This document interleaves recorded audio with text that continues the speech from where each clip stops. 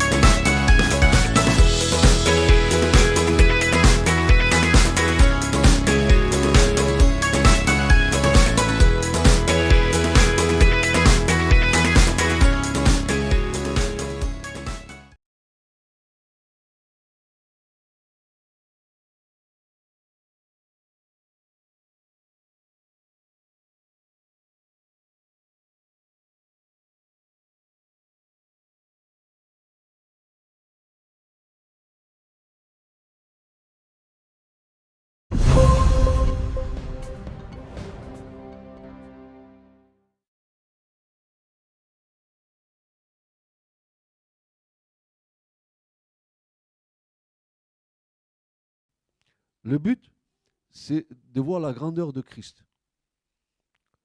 Le but, c'est de savoir qu'il est venu se manifester dans son humanité pour nous sauver, mais qu'il est le Fils de Dieu. Et qu'il est à l'origine de tout ça. Donc, c'est très intéressant de pouvoir euh, animer notre foi sur des certitudes. Paul dira que tout ce qui ne procède pas d'une conviction de foi, c'est péché. Si tu n'es pas convaincu de ça, tu pêches. Mais si tu es convaincu, tu ne pêches pas. Voilà. Donc, la conviction de foi, elle va venir de ce que nous sommes en train de découvrir. Il faut que Christ grandisse dans nos cœurs. En fait, il faut qu'il prenne toute la place. Et notre combat, c'est de lui laisser la place. Et ne pas nous substituer à lui.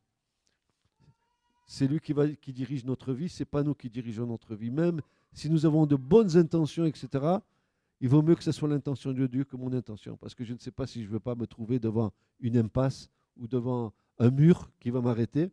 Je préfère que Dieu me conduise. OK? Bien, alors nous allons reprendre l'enseignement. Je vous rappelle les couleurs que nous avons déjà vues. Nous avons vu la couleur bleue, qui est sur le rideau, bleu, et nous en avons déduit d'après la parole de Dieu que le bleu, c'est quelque chose qui vient du ciel.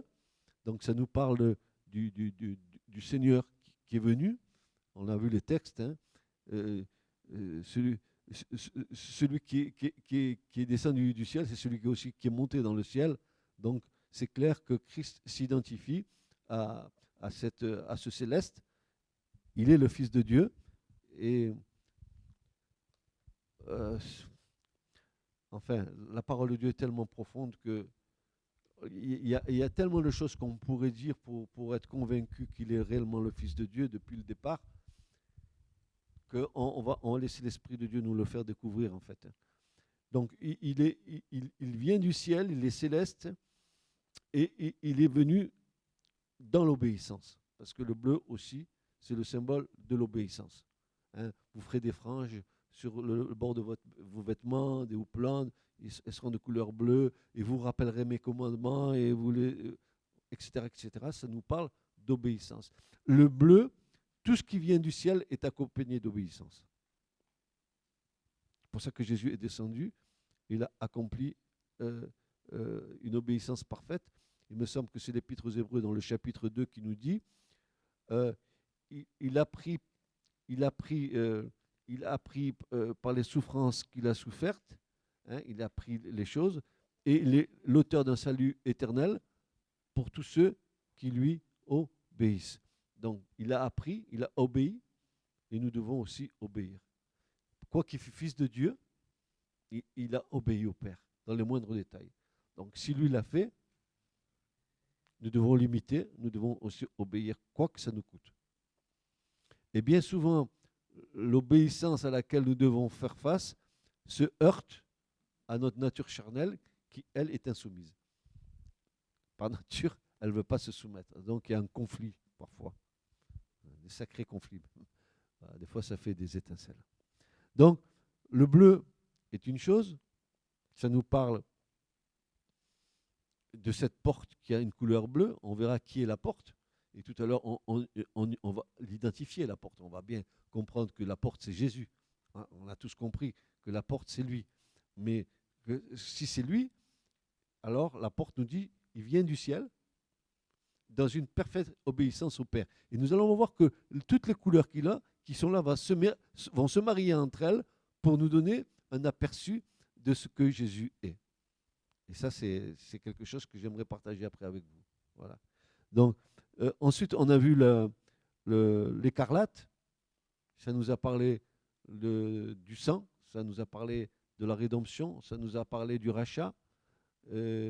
On a vu aussi le fil écarlate, l'espérance, le fil rouge, n'est-ce pas, la tikva, hein, comme disent les Juifs. D'ailleurs, il y a le chant national d'Israël, c'est ça, c'est la tikva. Ils le chantent, hein, et donc nous avons compris que c'est la couleur du sang, c'est le Messie offert en sacrifice. Puis nous avons le pourpre, la pourpre, pardon, qui est une couleur qui va montrer l'origine de la royauté. Tous les rois avaient des manteaux de pourpre. Et Jésus aussi, il a eu ce manteau, on lui a mis le manteau et on a dit, allez, roi des Juifs, vas-y. Hein, et ils l'ont proclamé avant l'heure, quoi. Ils l'ont proclamé avant l'heure. Voilà. Il nous restait à voir le fin lin retors. Alors, qu'est-ce que ça représente, le fin lin retors? Le fin lin est d'abord blanc. Le blanc, toujours dans l'écriture, c'est le symbole de quoi? De la pureté, mais aussi c'est le fin lin blanc qui est la justice des saints. C'est un symbole de la justice de Dieu, le blanc, n'est-ce pas? Et ce fin lin blanc, retors représente dans le type la justice de Christ dont nous devons nous revêtir. Nous devons nous revêtir de cette justice de Christ parce que, en fait, c'est Christ qui va le faire pour nous au moment où il va nous justifier. Quand il nous justifiera, nous verrons de quelle manière il nous justifie un peu plus tard. Quand nous allons voir comment Christ va nous justifier, nous allons comprendre qu'il nous aura revêtus de sa justice. Pourquoi? Parce que nous devons paraître devant le Père. Et le Père ne peut nous accepter qu'à une seule condition, que nous soyons revêtus de la justice de son Fils. Et nous allons voir pourquoi, n'est-ce pas? Donc, ce fin lin retors représente dans le type la justice de Christ dont nous devons nous revêtir. Ce n'est que revêtus de la justice de Christ que nous pouvons nous présenter devant Dieu et être acceptés de lui, car Christ a couvert nos péchés. Ça, c'est ce qu'il a fait. Nous allons détailler tout ça. Donc, l'Écriture appelle la justice de Dieu à notre égard. Il y a un terme dans l'Écriture que nous devons connaître. Ça s'appelle la justice imputée. Imputée, que Dieu nous impute gracieusement. Elle est imméritée. Pourquoi? Parce que je suis un pécheur et je suis condamné d'avance. Car le salaire du péché, c'est la mort, dira Paul. Donc il faut qu'à un moment donné, que cette malédiction qui reposait sur nous avant de connaître Christ se transforme en bénédiction. Et c'est ce qui s'est passé à la croix. Christ, dit Paul, a été fait malédiction pour nous, afin que nous devenions une bénédiction en Dieu et pour Dieu. Il a tourné les choses. C'est fantastique. Hein? On était maudits. Parce que Paul dit ceci, il va le dire dans l'Épître aux Romains, il va dire, par un seul homme, le péché est entré dans le monde, et tous ont péché, et ont été privés de la gloire de Dieu. Mais maintenant, revêtus en Christ, maintenant, ils retrouvent une position qui est agréable à Dieu. Donc, on n'est plus sous la malédiction, on est sous la bénédiction, tout au moins ceux qui appartiennent à Christ. Hein? Voilà. Alors, ce n'est que revêtus de la justice de Christ que nous pouvons nous présenter devant Dieu et être acceptés de lui, car Christ a couvert quoi? Il a couvert nos péchés. Alors, ce Fernand Rhetor, c'était un ouvrage très difficile. Il nécessitait de longues heures avant de pouvoir en faire les rideaux tels qu'ils sont aujourd'hui, que nous représentons dans nos diapositives. Ce Fernand Rhetor était obtenu après de longues heures de travail. De même, la sanctification est l'œuvre de toute une vie. Toute une vie. Recherchez la paix avec tous, dira l'Épître aux Hébreux, et la sanctification sans laquelle nul ne verra le Seigneur. La sanctification, c'est la capacité que nous avons et que Dieu nous accorde de nous mettre à part pour lui. Dieu nous a sanctifiés, nous a mis à part. Donc, on n'est pas rien du tout. On est mis à part par Dieu, sanctifié par Dieu. Nous sommes des vases utiles, sanctifiés pour le service de Dieu. Nous avons une grande valeur devant Dieu. Malheur à celui qui se dit un vase sanctifié et qui laisse entrer dans son vase toutes sortes de pourritures. Malheur à celui ou celles qui ont des positions un petit peu bancales. Ils veulent bien de Christ, ils veulent bien, mais ils aiment aussi boire dans les choses du monde. Et il faut faire attention à ça. Comme dirait Jésus, que ton non soit non, mais que ton oui soit oui. Si tu dis oui à la sanctification, c'est pas oui, oui, mais. C'est pas oui, non, c'est oui. Ça veut dire, je me consacre à Dieu, je me mets à part pour Dieu. Je ne te dis pas que tu es un curé, que tu es un moine, que tu es une bonne sœur dans un couvent. Je te dis que toute ta vie est comme une offrande à Dieu. Tu te mets à part dans les choses qui risqueraient de te contaminer. Et qu'est-ce qui nous contamine, frères et sœurs, si ce n'est pas le monde? Le monde et ce qui est dans le monde? Et le monde et les sirènes du monde? Le monde et tout ce que le monde nous propose? Mais on ne peut pas boire à deux fontaines en même temps. Où tu bois à la fontaine de l'eau de la vie, la vraie eau, où tu vas dans les fontaines crevassées, les fontaines qui sont polluées. Il faut que tu fasses un choix. Tu ne peux pas boire des deux en même temps. Sinon, tu vas être fatigué et malade. Donc, il y a un choix. Que celui qui se sanctifie, dira l'Écriture, se sanctifie encore plus. C'est dans l'Écriture. Voilà. Qui se sanctifie encore plus. La sanctification, c'est un état dans lequel nous marchons, que nous évoluons. Et nous avons nos combats personnels pour entrer dans cette sanctification. Il y a des choses que nous devons abandonner. Il y a des choses dans lesquelles nous combattons, des choses dans lesquelles qui nous empêchent d'avancer. Et c'est un combat permanent entre la chair et l'esprit. Et ce que je voudrais vous dire, pour vous encourager, et je veux vous encourager, j'ai envie de vous dire que plus nous laisserons l'esprit vivre en nous et nous diriger, et plus notre chair, elle va être anéantie. Car le but de Dieu, c'est que nous soyons remplis du Saint-Esprit. Pourquoi? Parce que l'Esprit de Dieu en nous, il combat contre la chair. Plus l'Esprit est en nous, et plus la chair va se soumettre. Plus la chair domine, et plus l'Esprit est attristé. Donc, la vraie raison que Dieu nous ait donné le Saint-Esprit, c'est bien sûr de nous faire naître de nouveau. Et gloire à Dieu et merci pour Seigneur d'avoir reçu l'Esprit de Dieu pour naître aux choses du royaume. Mais aussi, l'Esprit de Dieu est en nous pour nous aider à combattre notre nature.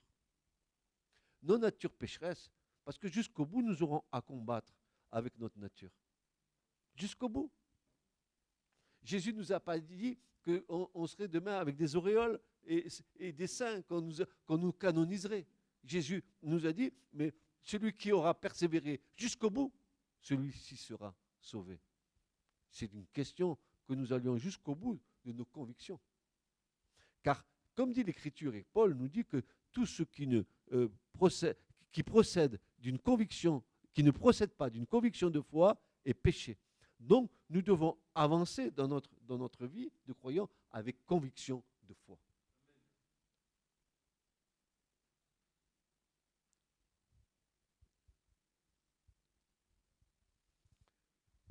Daniel 12, verset 6.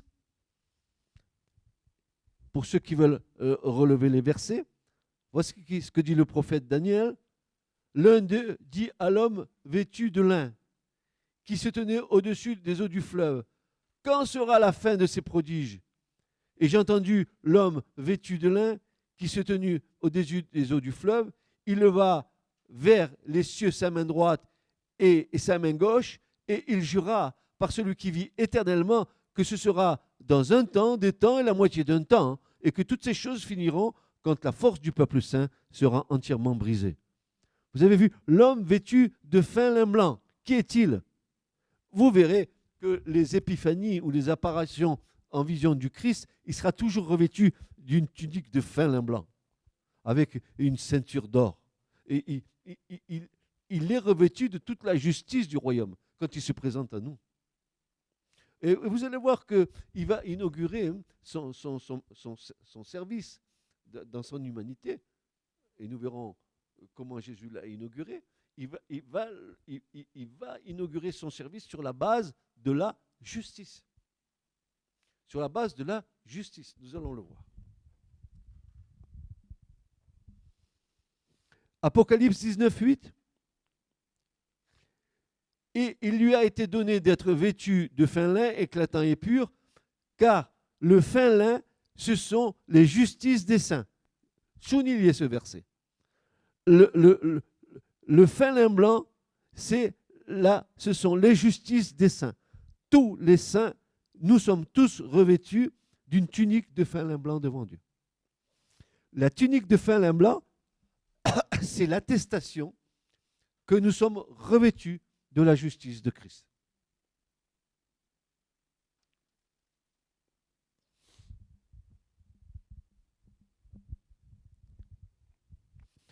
Apocalypse 19, verset 14.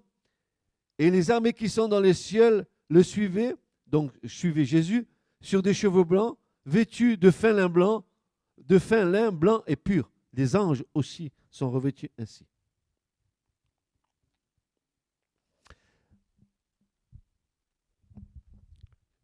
Je crois que la couleur fondamentale du royaume de Dieu, dans ce que nous verrons, ce sera le blanc. Mais pas le blanc de la terre, un autre blanc. Et nous voyons le Christ venir, dans l'Apocalypse 19, venir avec les armées célestes, n'est-ce pas, monter sur le cheval blanc. Il est ainsi vêtus. Nous le voyons dans Apocalypse chapitre 2 quand il se présente à Jean, exactement la même chose. Nous le voyons dans la transfiguration sur le mont Tabor, exactement la même chose. Nous le voyons chaque fois qu'il se révèle dans sa divinité, il est toujours revêtu d'une tunique de fin lin blanc, qui est la justice de Dieu.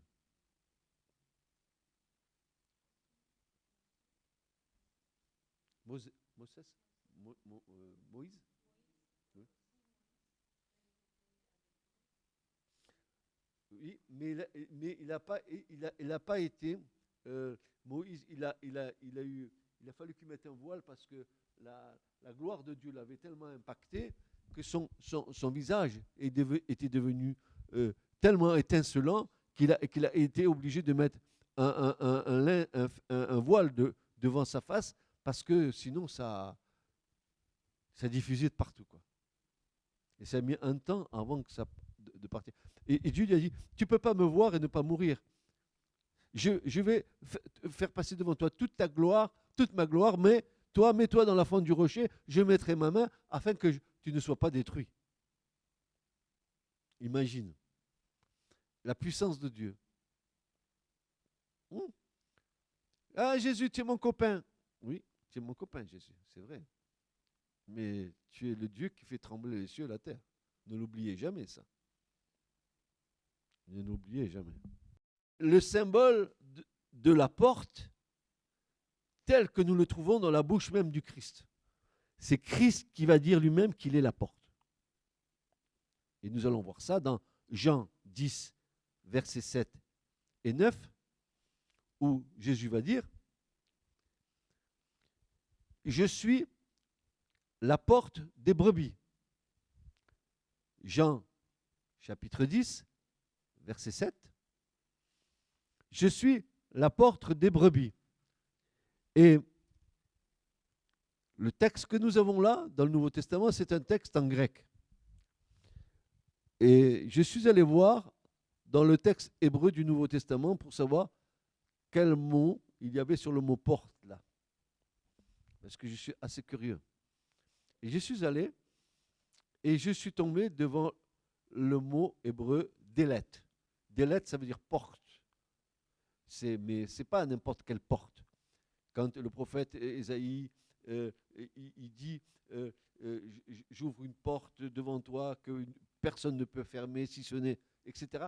Et c'est cette porte-là dont il est parlé, et c'est délet. Et quand je regarde, et ça, c'est quelque chose qui m'a mis la puce à l'oreille, quand je regarde la valeur numérique de ce mot en hébreu, je m'aperçois que le tav, qui est la valeur numérique 400, que le lamed, c'est 430, et que le dalet, c'est 4, ça me fait 434. Si je fais 4 plus 3 plus 4, je me trouve devant quoi? Devant 11. Je me trouve devant l'unité totale de Dieu. Et quand Jésus dit « je suis la porte », il dit « moi, je suis Dieu, la porte. C'est moi la porte. C'est moi qui vais vous faire entrer. Celui qui est à moi, il rentre et il sort. Il passe par moi. » Qu'est-ce qu'il veut dire, Jésus, en disant ça? Qu'est-ce qu'il veut nous dire? Il veut dire une porte. Quand tu es avec la porte qui est Jésus, tu peux passer dans les deux sens, à condition que Jésus soit ton berger. Tu peux entrer, tu peux sortir et tu peux rentrer. Mais si tu n'es pas à Jésus, alors pour entrer par la porte, c'est difficile si tu n'es pas revêtu de la justice de Christ. Il est difficile de rentrer dans le royaume de Dieu. Si nous voyons que cette porte-là du tabernacle, elle a une dimension de 10 mètres 40. Elle est grande, 10 mètres, pour faire entrer un Israélite pécheur. Et alors, l'Esprit de Dieu te dit là, la porte est grande, parce que le cœur de Dieu est grand. La porte est grande, c'est parce que Dieu veut que tous les hommes soient sauvés. Elle n'est pas pour le salut, la porte est très grande. Mais pour entrer dans le royaume, ensuite, la porte, elle est très étroite. Ça veut dire, c'est une espèce comme une espèce d'entonnoir où la porte... Pardon? Voilà. Alors, la porte va être très très grande parce que Dieu veut que tous les hommes soient sauvés. Ça veut dire que tu peux avoir accès à Dieu et à sa justice parce que la porte, ce n'est pas quelque chose de difficile à trouver Dieu. Du fait que, en fait, ce n'est pas toi qui trouves Dieu, c'est Dieu qui te trouve. Ce n'est pas toi qui rencontre Jésus, c'est Dieu qui t'attire à Jésus. Toi, tu dis, mais moi, tu dis rien du tout. Moi, je suis rien. Si ce n'est pas le Seigneur qui a décidé de m'attirer à Christ par le Saint-Esprit, moi, je suis incapable de venir à Christ. Pourquoi? Pourquoi je suis incapable? Est-ce que ma volonté humaine me dirait pas d'aller vers le Christ? Non, parce que l'Écriture me considère à moi, tant que je n'ai pas rencontré le Christ, comme étant mort, quoique vivant. Je suis mort spirituellement. Je n'ai pas l'Esprit de Dieu. Et comment pourrais-je décider, moi, un mort, de suivre celui qui est vivant au siècle des siècles? Il faut qu'il m'accorde la vie, n'est-ce pas? Oui ou non? Il faut que Jésus m'accorde la vie pour suivre lui qui est vivant. Moi, un mort, je ne peux pas le suivre. J'ai aucun pouvoir de décision. Est-ce que tu as vu un mort dans un cercueil pouvoir décider de quelque chose? Eh bien, l'Écriture me considère comme mort. Quoique je vis, quoique je vais à la campagne, quoique je vais au bal, quoique je fais la bringue, je vis, mais selon la chair, pas selon l'esprit. Et l'Écriture me considère comme mort si je ne suis pas vivant par l'Esprit de Dieu. C'est pour ça que Jésus dira une vérité essentielle qui doit être gravée au fond du cœur de tous les croyants. Jésus va dire des choses que rarement il dit. Il va dire à Nicodème, il faut que vous naissiez de nouveau. C'est comme si Jésus disait, mais il n'y a pas d'autre alternative. Il faut que vous naissiez de nouveau. Il faut que vous naissiez dans ce qui est né de la chair est chair, mais ce qui est né de l'esprit est esprit. Il faut que vous naissiez d'en haut.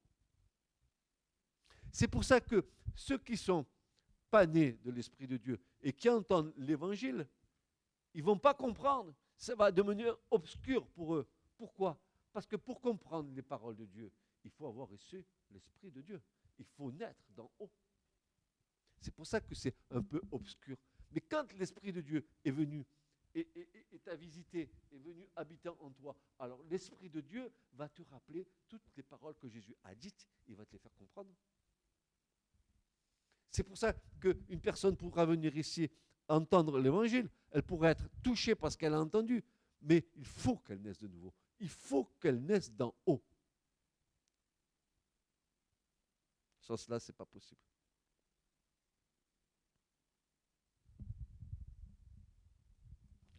Je suis la porte, dira Jésus. Et au verset 9, il dira ceci, moi je suis la porte, si quelqu'un entre par moi, il sera sauvé. Si quelqu'un entre par moi, il sera sauvé. Jésus est le seul qui nous donne accès au royaume de Dieu. Alors, dans nos braves théologies religieuses, on te dit, à la porte du royaume, Saint-Pierre, il t'attend. Saint-Pierre, il t'attend rien du tout. Celui qui t'attend, c'est le Christ, c'est lui la porte. Pardon? Oui, ça. Alors l'alpha et l'oméga, il est l'aleph ou le tav, il est le début et le commencement, la fin de toute chose. Il est l'aleph et le tav, il est la première lettre de l'alphabet, n'est-ce pas, hébraïque. Hein? Alpha, c'est le grec, et oméga, c'est le grec. Mais Jésus ne dira jamais, je suis l'alpha et l'oméga. Jésus, il te dira en bon juif, je suis l'aleph et le tav. Je suis le commencement et la fin de toute chose. Et pourquoi il dira ça? Parce que par rapport à l'hébreu, il n'y a, comment dire, le grec ne peut pas te faire comprendre ce que c'est l'aleph et le tav. Le grec, c'est une langue profane. Mais l'hébreu, c'est la langue d'origine divine. Quand Jésus dit « je suis l'aleph il dit, je suis la première lettre de l'alphabet, je suis donc en Aleph dans Abba, je suis dans le Père. Puisque le Père et moi, nous sommes un. Et Jésus te dira, mais je suis l'Aleph, et puis je vais aller jusqu'au Tav en bas. Je vais passer toutes les lettres de l'alphabet, et au milieu, il y a le Yod. Bon, eh bien, le Yod, c'est une partie de la divinité. C'est le Yah, c'est mon Père, c'est moi. Et puis, je vais aller jusqu'au Tav. Et je vais aller jusqu'au Tav. Eh bien, le Tav, en hébreu, c'est le symbole de la croix. C'est la croix. Ah, il est allé, il est descendu du Aleph pour aller jusqu'au Tav. Il est descendu des cieux pour venir jusqu'à la croix. Et une fois qu'il est mort, ressuscité d'entre les morts, du Tav, il remonte vers l'Aleph en haut, vers le Père. Il refait le chemin inverse.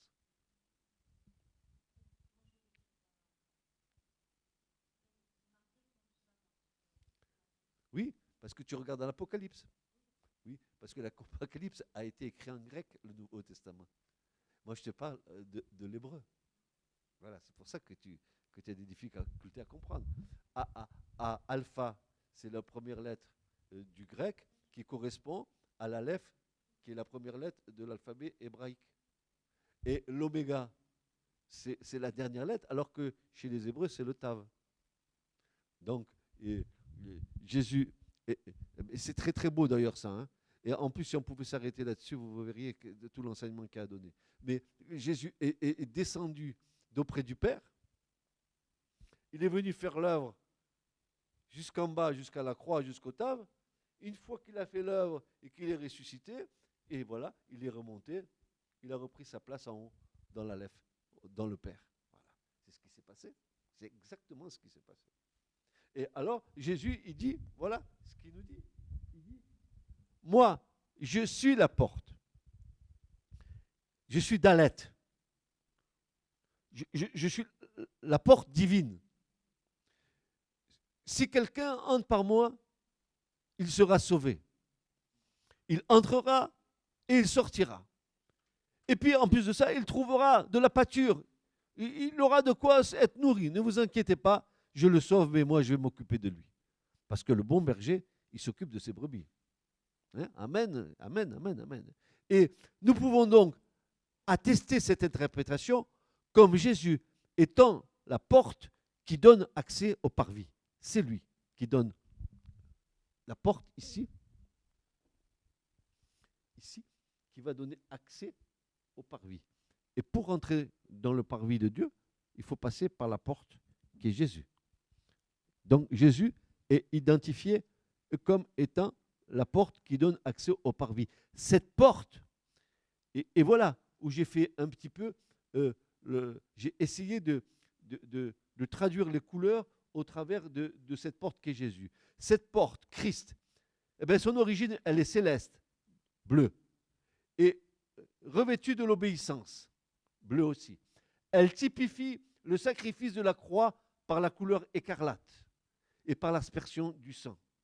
Elle est revêtue de pourpre, signe de la royauté du Christ, et de fin lin blanc, ce roi qui est sans péché. Cette porte est large, 10 mètres 40. Elle nous enseigne que spacieuse est la porte qui mène au salut, car le désir de Dieu est que tous les hommes soient sauvés. Le cœur de Dieu est grand pour accueillir toute sa création. C'est pour ça que la porte est grande. Dieu veut que tous les hommes soient sauvés.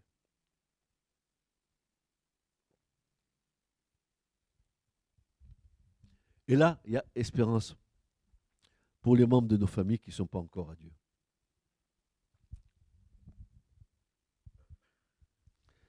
N'oublions pas que lorsque Dieu montra le plan du tabernacle à Moïse, dans Exode 26-30, l'un des mots employés pour modèle signifiait tabernacle de justice. Vous vous souvenez? Je vous avais dit, il y a 3 mots modèles, mais les 3, ils ont 3 significations différentes, dont une qui signifie le tabernacle de justice. À Mishkan, Mishpat, en hébreu. Tabernacle de justice. Dieu a montré à Moïse ce qui est de l'ordre du divin dans le ciel. il va lui montrer comment que ça se passe en haut.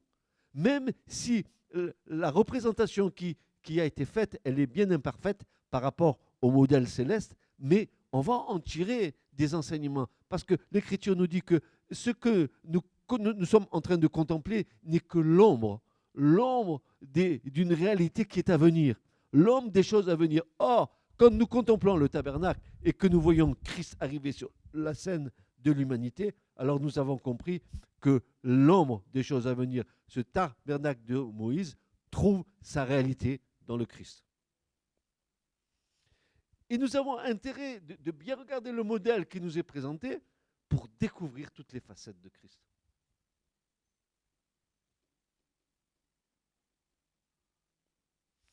C'est le désir de Dieu que tous les hommes soient sauvés. Le cœur de Dieu est grand pour accueillir toute sa création.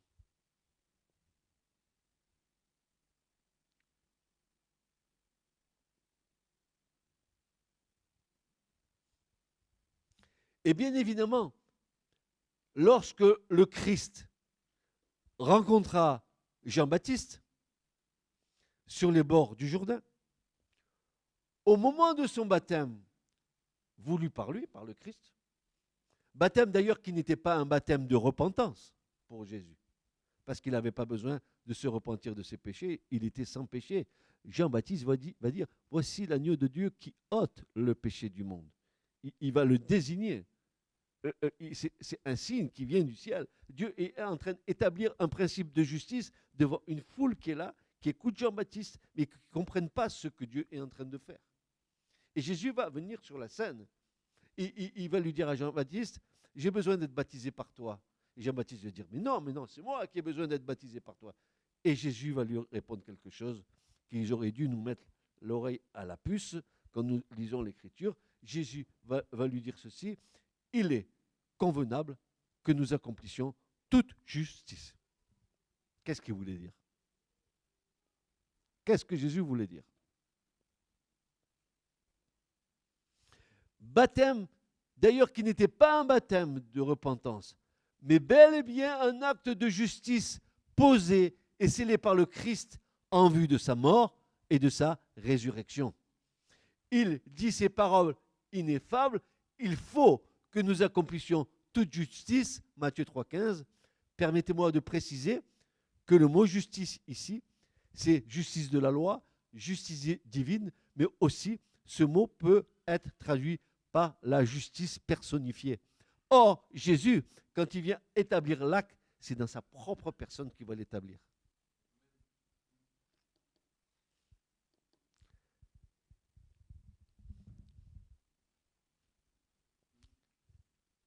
Diakaiosune en grec, qui veut dire état de celui qui est comme il doit être, juste, la condition qui est acceptable par Dieu.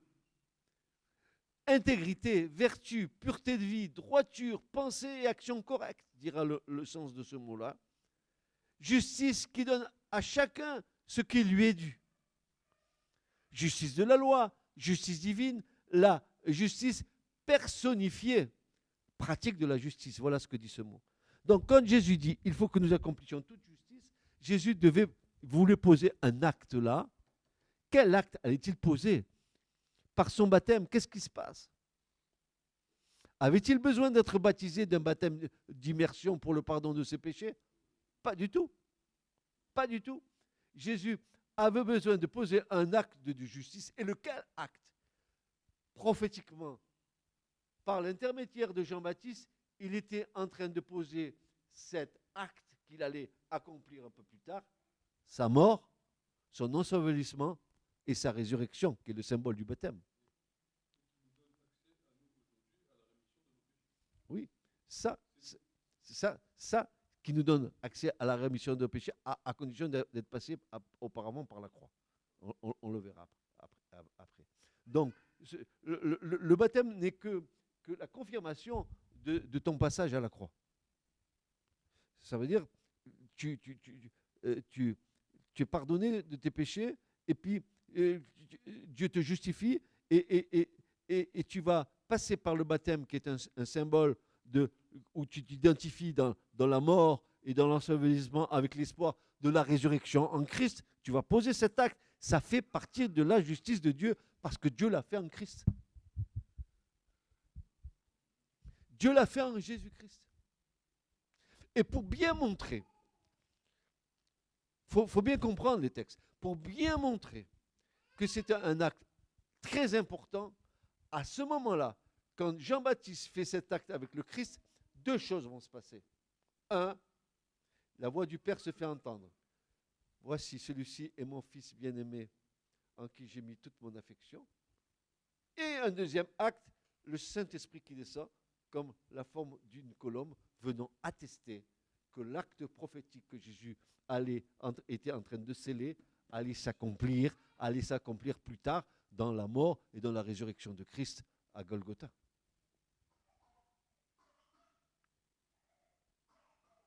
C'est fou, hein? Ah, si l'Église du Seigneur, si ceux qui sont à la prédication de la parole pouvaient enseigner les ouailles, de leur donner cette envie, cette soif de connaître le Christ, de découvrir la merveille qu'il y a dans les Écritures. Les chrétiens, les soi-disant chrétiens n'iraient pas dans l'islam ou dans le bouddhisme. On n'a pas une religion, on a une révélation. Dieu s'est révélé dans son Fils. Ni l'islam, ni aucune religion des hommes ne peut vous offrir ça. Rien. Le christianisme n'est pas une religion, c'est une révélation. Dieu s'est révélé dans son Fils. On en a fait une religion, avec des clochettes, avec tout ce que tu veux, mais ça n'a rien à voir avec la réalité de la parole.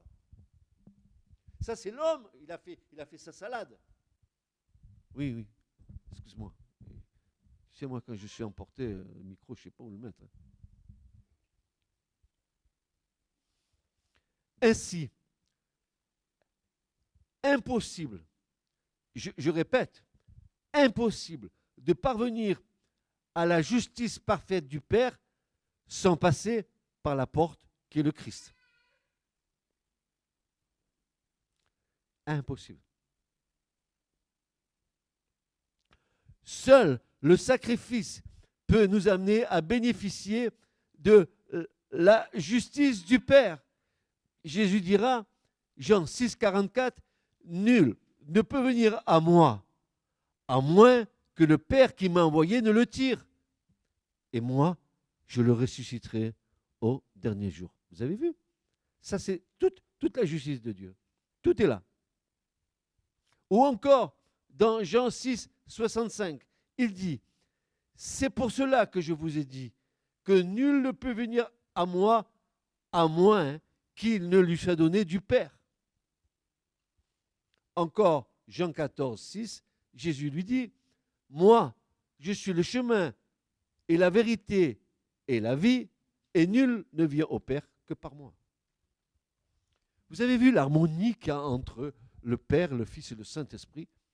Comment Dieu il t'attire. Et c'est l'Esprit de Dieu qui va te conduire à Christ. C'est lui qui va venir éclairer ta conscience. C'est lui qui va parler. Quand la prédication de la parole est donnée et quand il y a la présence du Saint-Esprit, tu vois le cœur qui est touché par la parole de Dieu. Les cœurs sont touchés. Je me réjouis quand je regarde l'Écriture et les actes des apôtres, quand ils ont reçu la puissance du Saint-Esprit à la Pentecôte et qu'ils se sont mis à prêcher et qu'il y a eu 3000, 5000 convertis d'un coup. Et qu'est-ce qu'ils déclaraient les gens? Les gens disaient, notre cœur était saisi de componction. Ça veut dire, notre cœur était saisi par la puissance de la parole qui les touchait directement.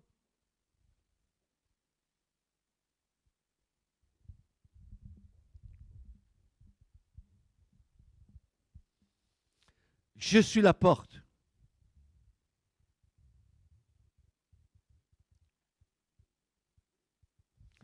Et parce que nous avons négligé l'Écriture, nous avons perverti les doctrines de l'Église. Pierre dira que l'Écriture n'a pas besoin d'interprétation particulière. L'Écriture s'interprète elle-même. Si tu veux attester qu'un verset est vrai, il faut que tu aies 2 ou 3 autres versets qui viennent témoigner de ce verset-là. Car tout doit se faire sur la déposition de 2 ou 3 témoins. N'avance jamais quelque chose si tu n'es pas sûr de ce que tu vas avancer. Et c'est quand tu reçois une vérité de l'Écriture, c'est à ce moment-là qu'il se passe quelque chose de magnifique. C'est que l'Esprit de Dieu rend témoignage à ton esprit que ce que tu es en train d'entendre est vrai. Ce n'est pas le salamalek des hommes, c'est l'Esprit de Dieu qui atteste à ton esprit que ce que tu es en train d'entendre, ça c'est la vérité. Je suis le chemin, la vérité et la vie. Et je disais à Julien ce soir, je disais, la vérité n'est pas une vue de l'esprit, c'est pas une vue de notre intelligence. La vérité, c'est pas tu mens ou tu mens pas. Je dis la vérité, c'est une personne, c'est la personne de Jésus. Jésus est venu plein de grâce et de vérité. Il était la vérité incarnée.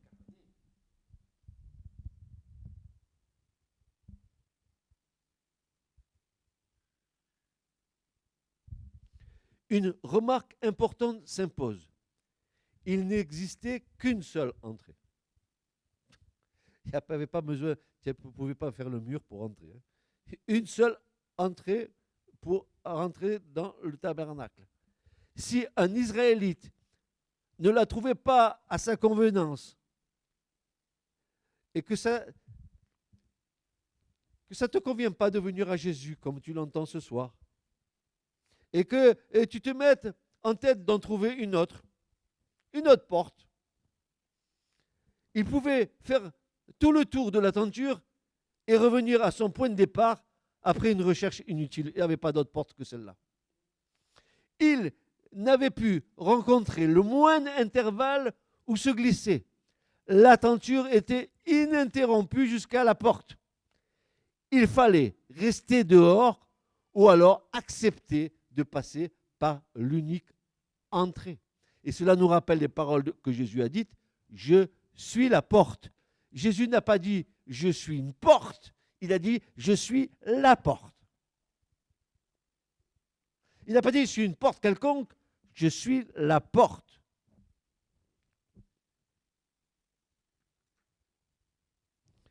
Ce qui signifie qu'il est la seule porte, qu'il n'existe pas d'autre. Il dira, nul ne peut venir au Père que par le Fils. Donc, c'est lui la porte. Et Pierre dira, il n'y a sous le ciel aucun autre nom qui ait été donné parmi les hommes par lequel nous devions être sauvés. Pas aucun autre nom que lui. Jésus est la porte. C'est la seule porte qui te permet de rentrer dans le plan de la grâce.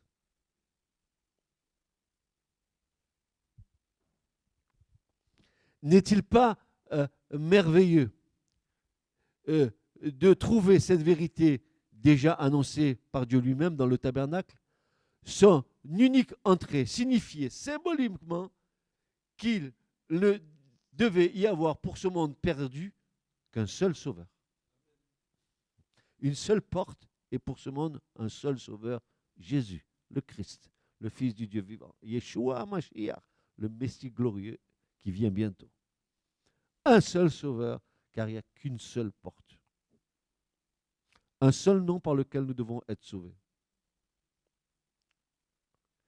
Pourquoi? Qu'est-ce qu'on a fait de la beauté de l'Évangile? Qu'est-ce qu'on a fait de la parole de Dieu? Alors, il y a des chrétiens qui te diront, mais l'Ancien Testament, mais c'était c'était pour avant, c'est ça n'a plus aucun sens.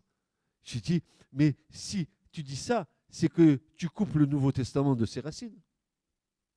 Car le Nouveau Testament, toutes ses racines sont dans l'Ancien. Il n'y a qu'un seul Dieu. Comme il y a un seul Seigneur. Comme il y a un seul esprit. Comme il y a un seul corps. Paul va le dire aux Éphésiens. Un seul Dieu, un.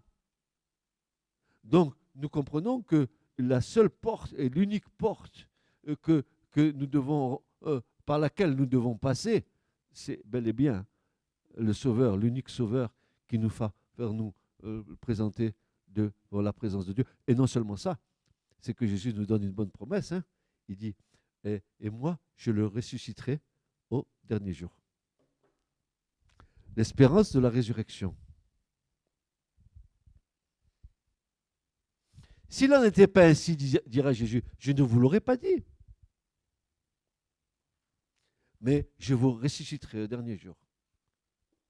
Et ce qui me fait sourire, c'est que dans l'évangile de Jean, quand Jésus vient au bout de 3 jours, n'est-ce pas, à la suite de prières instantes de Marie et de Marthe, quant à Lazare qui était déjà décédé, déjà enterré, et que Jésus tardait à venir, et que les 2 femmes viennent le voir, et lui disent, mais si tu avais été là, il serait pas mort. Et Jésus va leur dire, mais si tu crois, hein, et si vous croyez, vous verrez la gloire de Dieu.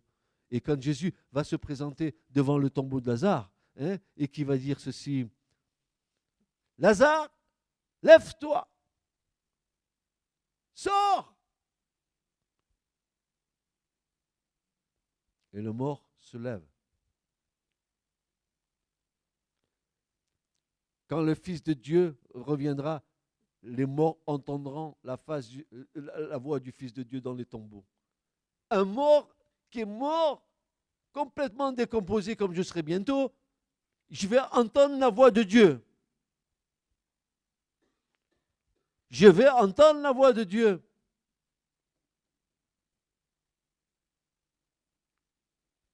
Ouais, Jésus le dira. Et des prédicateurs ont un jour prêché là-dessus en disant, oh, vous savez, Jésus, heureusement qu'il a nommé Lazare sort, parce que s'il n'avait pas dit Lazare, alors tous les morts se seraient levés. S'il n'avait pas appelé par son nom, il a dit, tous les morts se seraient levés. Lazare, lève-toi, sors. Et il est sorti. Il était lié dans les liens de l'embaumement. Il va dire quelque chose de merveilleux, le Seigneur, qui est c'est un enseignement pour l'Église.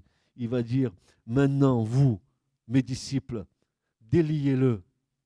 Ça veut dire que quand Jésus donne la vie à une âme, c'est le rôle de l'Église de délier les âmes si elles ont été liées par des pratiques occultes, par certaines choses. C'est le rôle de l'Église. Jésus a dit, j'ai reçu tout pouvoir sur la terre et dans les cieux. Il va dire ceci, tout ce que vous liez sur la terre est déjà lié dans les cieux, et tout ce que vous délierez sur la terre est déjà délié dans les cieux. Voici le rôle de l'Église. Mais l'Église, elle a failli en tout. L'Église, c'est le gouvernement de Dieu sur la terre. Qu'est-ce qu'on a fait de l'Église? L'Église, elle a une puissance que Dieu lui donne, mais elle ne s'en sert jamais. Pourquoi? Parce qu'elle préfère manager l'œuvre de Dieu à la manière des hommes plutôt qu'à la manière de Dieu.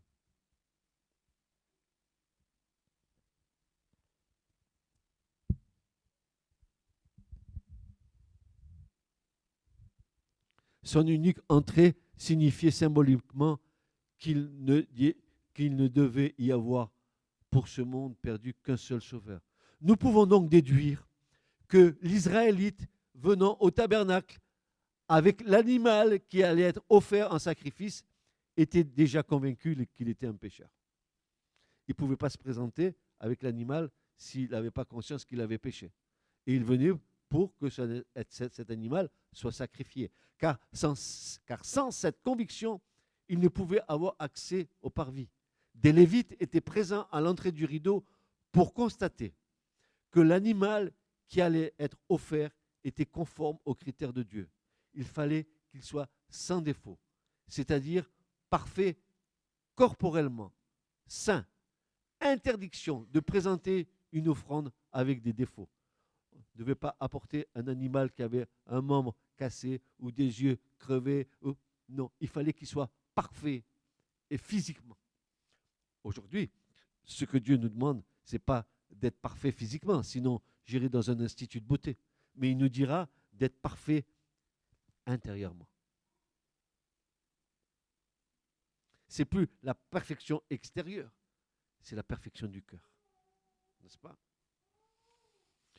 il nous faut une juste appréciation de l'œuvre parfaite de Christ et non une approximation religieuse de cette œuvre de grâce. Il est l'agneau de Dieu sans tache et sans défaut, et cela est l'œuvre de la révélation du Saint-Esprit en nous. Ça ne peut pas être autrement. Ça ne peut pas être autrement.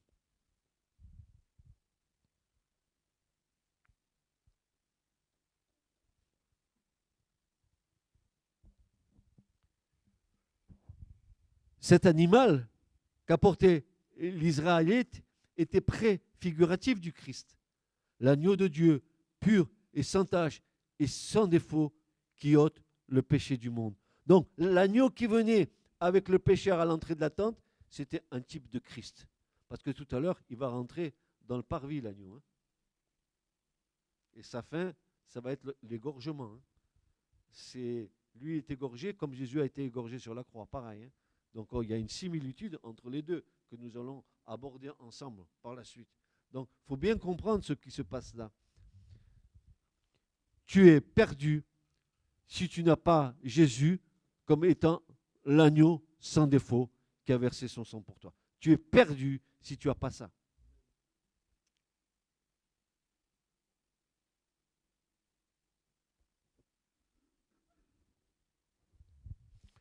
Ainsi, dans la nouvelle alliance, pour être justifié, il nous faut recourir au sacrifice de Christ, à l'élément incontournable de la justice de Dieu. L'agneau offert en sacrifice pour le péché du monde. Ça, tu ne peux pas le contourner. Et justement, à ce sujet-là, on va ensemble voir une démarche qui n'est pas la bonne démarche. Maintenant, imaginons que l'Israélite veuille pénétrer dans le tabernacle sans sacrifice pour le péché, évitant soigneusement l'autel des holocaustes, évitant soigneusement la cuve des reins, et avec le désir d'entrer directement dans le lieu saint, lieu de la vie dans l'esprit. Que va-t-il se passer? Que va-t-il se passer? D'abord, souvenons-nous ce que nous dit Jean dans la première épître, en son chapitre 5, qu'il nous faut réunir 3 témoignages en nous, le témoignage du sang, le témoignage de l'eau et le témoignage de l'esprit. Et que nous devons avoir ces 3 témoignages en nous. Vouloir le témoignage de l'esprit sans passer par celui de l'eau et celui du sang est la pire des utopies. Si tu veux suivre Christ sans être passé par la croix et sans être passé par le baptême, et que tu veuilles suivre le Seigneur, tu ne pourras jamais le suivre. Jamais. Si tu veux t'affranchir de la justice de Dieu, tu ne pourras pas suivre le Christ.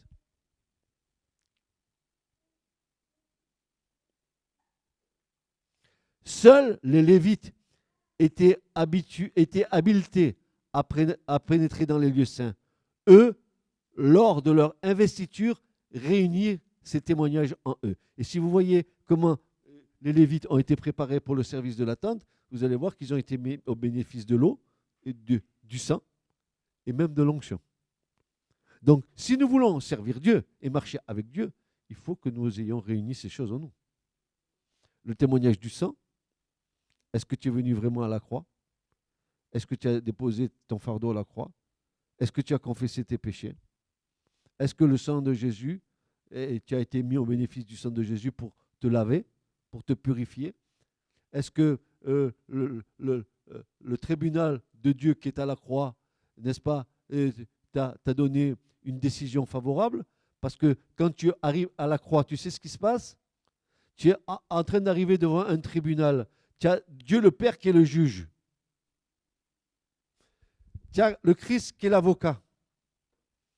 Et toi, tu es le pécheur.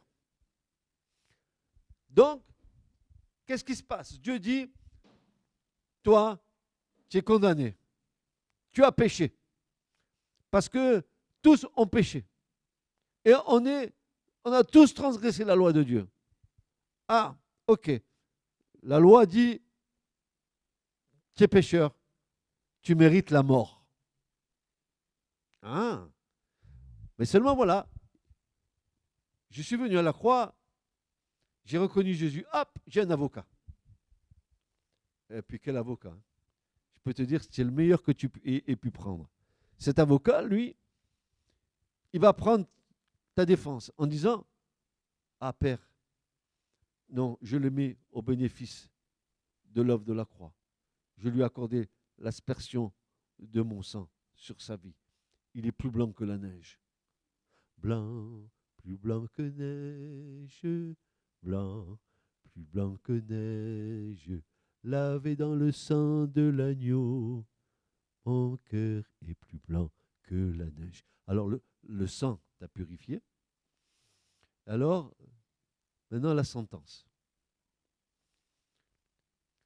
Le juge, il voit l'acte de défense que présente l'avocat. Le sang. Le sang est appliqué, il devient blanc comme la neige, donc il devient saint et innocent. Et la décision du tribunal, c'est innocent, pas condamné.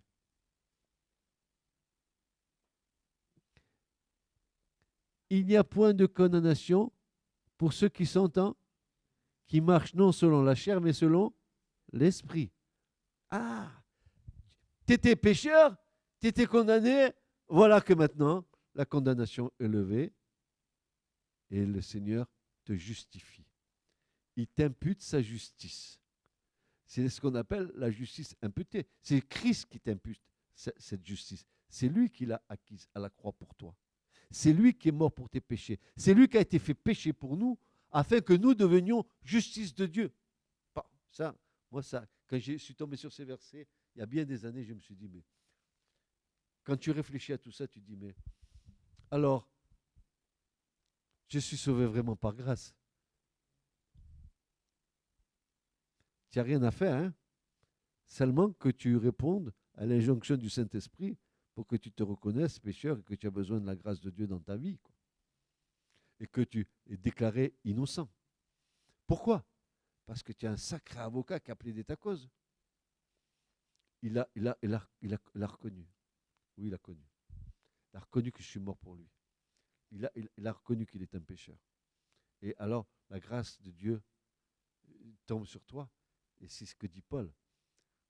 C'est par grâce que vous êtes sauvés, par le moyen de la foi. Vous n'y êtes pour rien. C'est un don de Dieu. Éphésiens 2, verset 8. Donc, comprenez ce que l'apôtre nous dit. Vous êtes sauvés par grâce, par le moyen de la foi. Vous n'y êtes pour rien. C'est quoi? Un don de Dieu.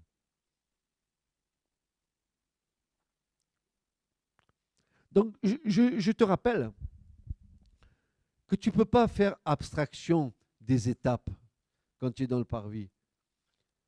Quand tu rentres par la porte, tu vas te heurter à l'autel tout de suite. Tu ne vas pas pouvoir esquiver. Quand tu rentres pour rencontrer le Christ, il va t'attendre à un seul endroit. Où?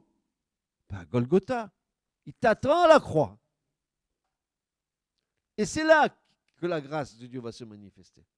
Il t'attend là. Pourquoi faire? Pour que tu te décharges de ta vie passée. Et pour que tu déposes ton fardeau.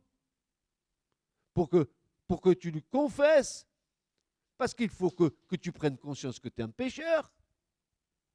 Et pourquoi croyez-vous que la loi de Dieu nous a été donnée? Qu'est-ce que dit la loi? Tu ne mentiras pas, tu ne voleras pas, tu ne feras pas de faux témoignages, tu ne commettras pas d'adultère, tu ne convoiteras pas la femme de ton prochain, tu ne convoiteras pas l'âne de ton prochain, tu diras pas, tu feras pas de faux témoignages.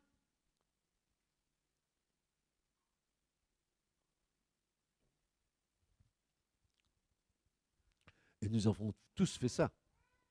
Plus ou moins, mais nous l'avons fait tous. Chacun pour sa part. Qui va nous libérer de cette culpabilité du péché? Qui va donner du repos à nos cœurs et à nos consciences? Si ce n'est celui qui peut nous pardonner, celui qui peut nous laver, celui qui peut nous purifier. Tout homme, toute femme sur cette terre ne peut rencontrer le Christ que sur le chemin de Golgotha. Quand c'est le Père qui attire à Christ, mais c'est l'Esprit de Dieu. Pourquoi croyez-vous que l'Esprit de Dieu a été envoyé? Parce que quand le pécheur il va rentrer dans le tabernacle, le Saint-Esprit l'a convaincu qu'il était un pécheur. Il a été convaincu de péché, de justice et de jugement. Il faut qu'il passe par là. C'est une nécessité que tu passes par la croix. Christ a été fait péché pour nous. Il a pris le péché de l'humanité entière. Depuis Adam jusqu'à son retour, par une seule offrande, il a réconcilié le Père avec toute l'humanité. Depuis la création jusqu'à son retour. Depuis Adam jusqu'à son retour. Mais impossible, par exemple, impossible d'aller te faire baptiser tant que tu n'es pas passé par la croix.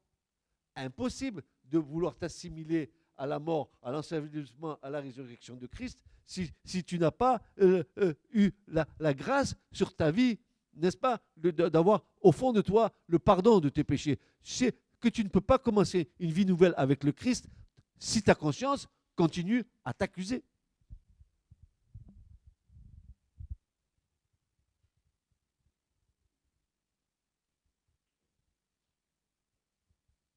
Vous savez, on a critiqué le catholicisme avec la confession et les confessionnals. Alors, que les gens viennent se confesser au prêtre, ce n'était pas mauvais en soi, mais que le prêtre se confesse aussi à ses ouailles, ça aurait été bien. Parce que c'est comme ça qu'il est dit, confessez-vous les péchés les uns aux autres. Au lieu de dire, eh bien parce que tu as fait tel péché, tu vas dire, tant de je vous salue, tant de notre Père, tant de votre truc, et lui, il pêche, mais toi, tu es obligé de dire les prières. Et qui a le pouvoir de pardonner les péchés sur la terre? Jésus l'a dit, le Fils de l'homme, lui seul. Ben, c'est pour ça que nous allons le voir à l'autel des holocaustes. Il y a une précision dans les choses. Que l'autel des holocaustes, ça ne se passe pas comme ça. Hein. Quand tu viens à l'autel, que l'Israélite va venir avec son agneau en sacrifice, on va voir toute la scène qui se déroule autour pour bien comprendre quelle est la doctrine chrétienne aujourd'hui.